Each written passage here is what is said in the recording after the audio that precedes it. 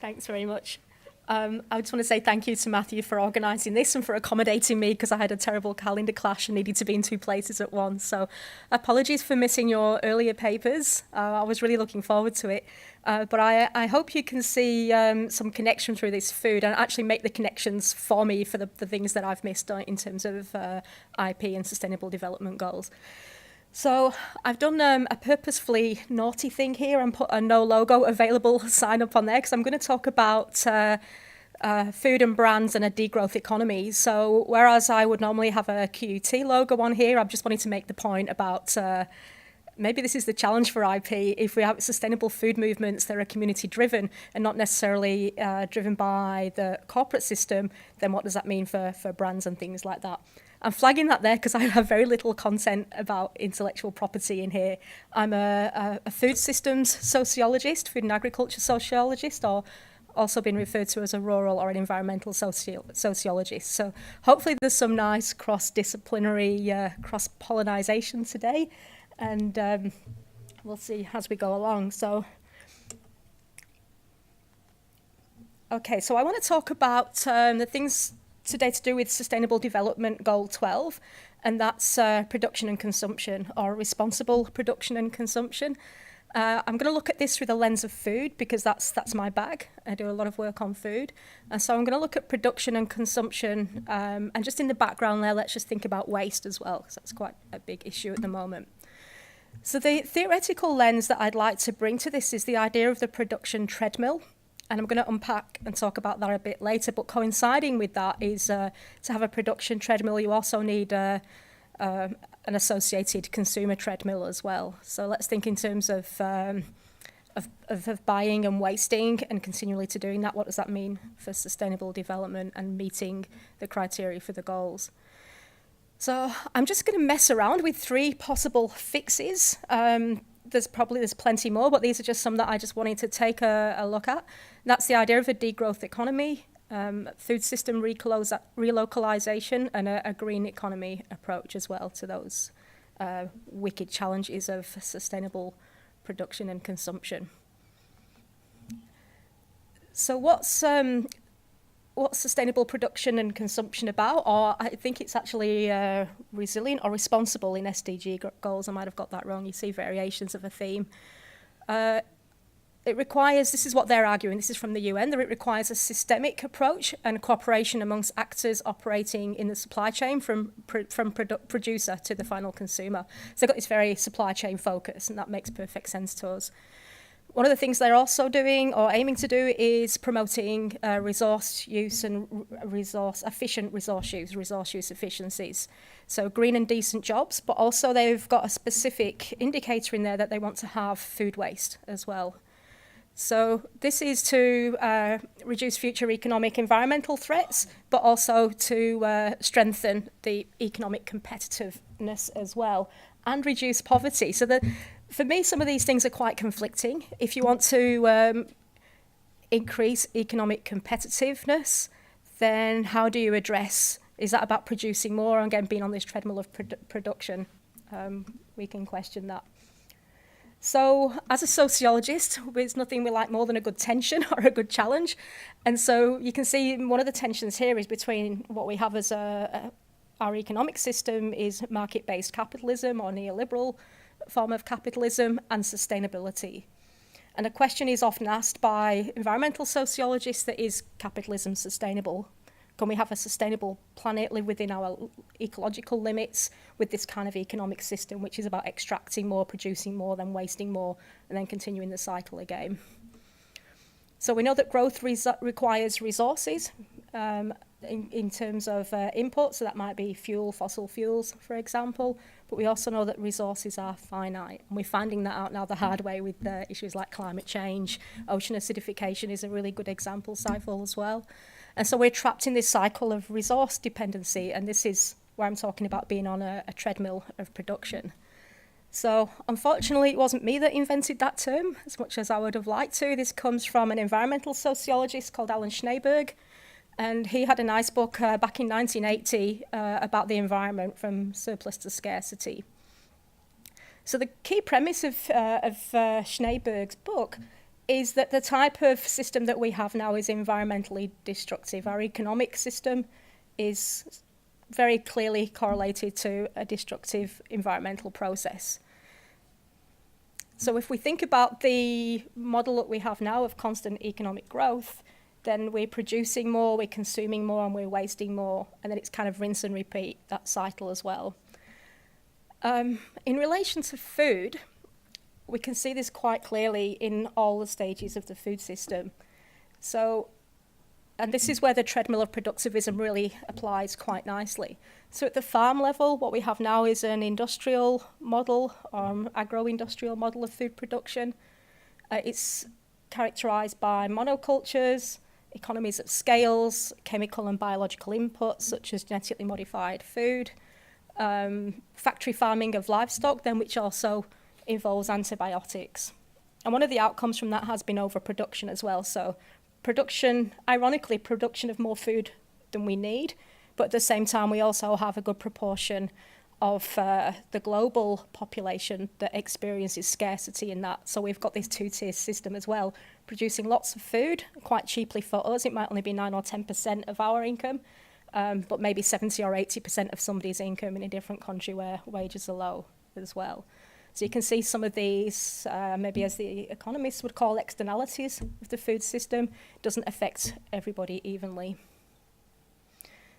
The second tier, if you look at this, it's quite a simplistic breakdown of a supply chain, I guess, but in terms of processing, then again, it's kind of mass production, lots of inputs, chemicals, additives, things on the label that most of us probably can't pronounce without a biochemistry degree, and various combinations of processed food that's very high in sugar, salts, and fats. So producing lots of food quite cheaply, but also other impacts such as health impacts and environmental impacts.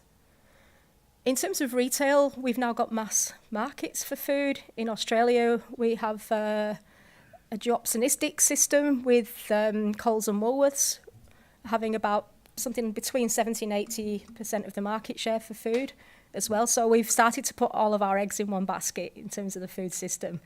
If there's an interruption in their just-in-time logistics system, then there's immediate scarcity. So there's only about 3 days worth of food circulating in the system that we can access through that. So if there's, as they experienced in the UK when there was an oil strike or the transport people go on strike, there's panic buying and you see empty shelves almost immediately. So we've got this just-in-time, very precarious food system at the moment, which again is probably not sustainable but linked to this treadmill of production and consumption. We also know that between about 1/3 and 1/2 of all food is wasted as well. That's globally, so we're not very efficient with what we do with that food. And that's because we can produce it quite cheaply. It's subsidised by cheap labour, it's subsidised by the environment and the degradation that that kind of system leaves behind as well.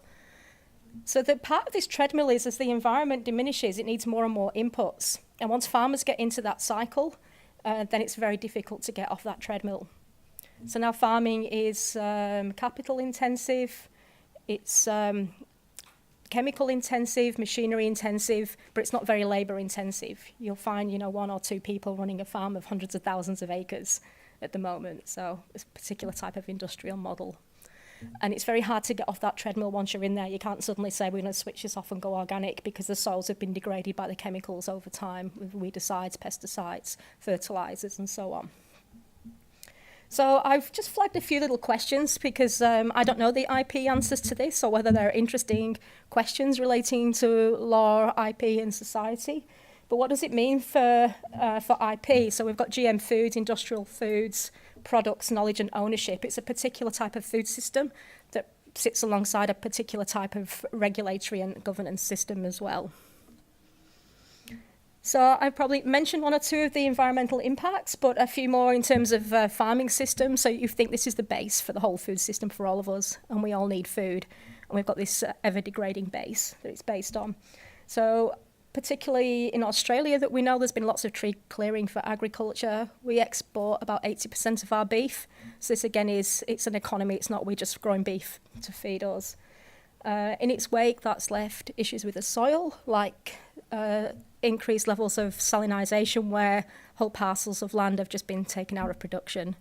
And I've heard from graziers the first time they realise they've got an issue with salinisation is when they start to see the cows licking the floor, that the cows like the salt and that draws them to the attention to the environmental problems.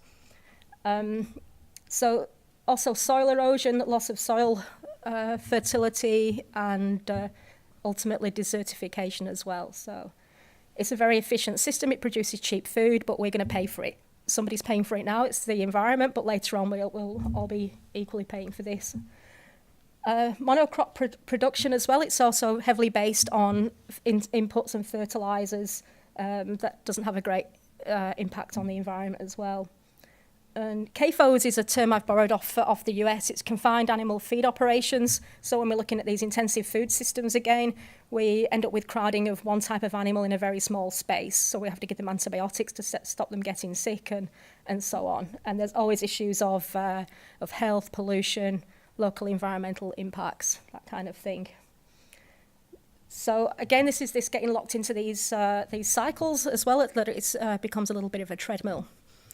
So I pinched this off the internet. I don't know what that means for IP lawyers in the room, but where you've got the acceleration of production, you also need an acceleration of consumption, and they happen side by side. So shifting the lens now from the treadmill of production to thinking about consumption, that there's been a shift in the way we see ourselves, of our social identity. You often see people being referred to as consumers. There's been a bit of a resistance to this. I know in local food politics, people have started to talk about eaters rather than consumers. Consumers are different. We could talk about civil society, but why do we define ourselves as a population by what we buy? It's slipped into our parlance, and we often don't really think about it. But there's starting to be some kickback to that, except from the United Nations, because I noticed in their Sustainable Development Goals they do talk about consumers, and I thought they've already partially undermined what they're trying to achieve. If they're talking to us about, or recognising us through what we consume, then how do we consume less or consume more sustainably? Maybe we need to think of ourselves more as citizens that are engaged in solutions to this problem together, rather than being seen still as a particular class that consumes products. In consuming societies, I've lost my R off there, but the resourcefulness and thrift are not valued. And it's not that far ago that it was. We all know the kind of war stories, or the post-wartime stories, or grandparents who were involved in farming and primary production, that they actually felt quite proud of their levels of thrift. And people would talk about how they were thrifty, and they turned a jumper into a beanie, and they didn't waste things like we waste them now as well. So that's something that's changed quite a bit. And but when we think about the type of economy that we have that is built on consumption now, then to maintain that type of economy, it requires a rapid turnover of goods as well. So we start to get to that point where we talk about inbuilt obsolescence, or even the perception of the obsolescence of goods, especially computer goods and technology. It's probably one of the key things that we focus on there. The other thing to know, and I didn't dig down and get some data on this, but we are bombarded daily by thousands and thousands of images, where that didn't used to be the case as well. So it's very easy, if you've been working hard all day, to buy your nice house and car that we all do. Then we go home and we're exhausted, we watch the TV, we get more and more adverts that tell us how we're not good people or valuable people or decent people if we don't have the right products. Whole systems have been invented around the idea of having body odor, for example, or that was never a thing until the marketers got hold of that, and then they found a product to sell. So now I have to feel inferior because maybe my eyelashes are not long enough. There's a whole range of things that we're sold on a daily basis. There's some, I can't read that from here, but this is from the Journal of Retailing in the 1950s. It was an interesting article. There wasn't one single reference. It was like a stream of consciousness from a marketing economist. But it's really a treatise on the way the system was going. So we don't know if he's kind of preempting or if he's advocating this, or if it's a cautionary tale. The way he writes, you just really can't tell. But I was quite taken by the bottom statement that says, we need things consumed, burned up, worn out, replaced and discarded at an ever-increasing pace. We need to have people drink, dress, ride, live with ever more complicated and therefore consistently more expensive consumption. So again, it's about this treadmill. So how do you get off the treadmill? In 3 easy steps.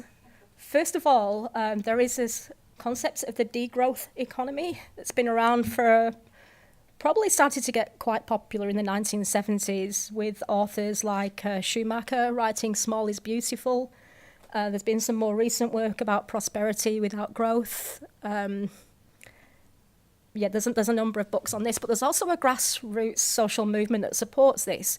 And you might see the Buy Nothing Day or some Adbuster type campaigns that will denigrate McDonald's, but kind of contaminate their logos and brands as well by sending out a certain types of message.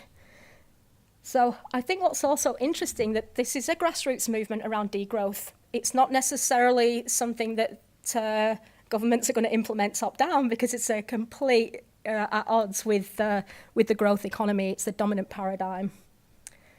In terms of food, which is my thing again, that we are seeing changes in this. We're seeing relocalized food systems or local food systems, very much based on sharing ideas, sharing platforms like open source platforms, swapping food, actually operating outside of the economy, outside of the formal economy, and creating new types of economies like the sharing economy and so forth. So with these types of systems, the value stays in the community. They're usually based on local and sustainable food systems, small scale, very low chemical input, and so on. So this is also referred to as a new economy, or the solidarity economy, or the sharing economy. It's happening. There's some, probably could look at it as experimental or demonstration models, but whether that scales up to the scale it needs to be sustainable is another thing. You'll also see, I've put the question mark here because getting off the treadmill in terms of the green economy and ecological modernisation, can we buy our way out of this disaster, or do we just end up with more of the same thing with different products? Also in this context, you just need to be aware of the concepts of greenwashing as well, which I think that's the image down there captures. So there has been a shift towards sustainable consumption, and there's also been a shift towards dubious claims about those things too. So a few quick conclusions that I think we can't really very well achieve sustainable production and consumption without a rethink of our economic system and how that impacts upon the sustainability on the planet in general. We've seen that some headway in the food space, but that's still fairly marginal. The food economies that are developing are moving away from this branding and IP kind of situation, and also there's an encouragement of replication of business ideals as well. So if somebody develops a great business ideal, usually they're a social enterprise and they're passionate about what they do. So they don't want to restrict it. They want their neighbours or other businesses to take up the same model as well. So I don't know what this means as a kind of anti-development approach. And if we say that IP is a key aspect of economic development, then I guess there's another tension, and how does that sit and work into the future? I think I went a few minutes over there, sorry. Thank you for that.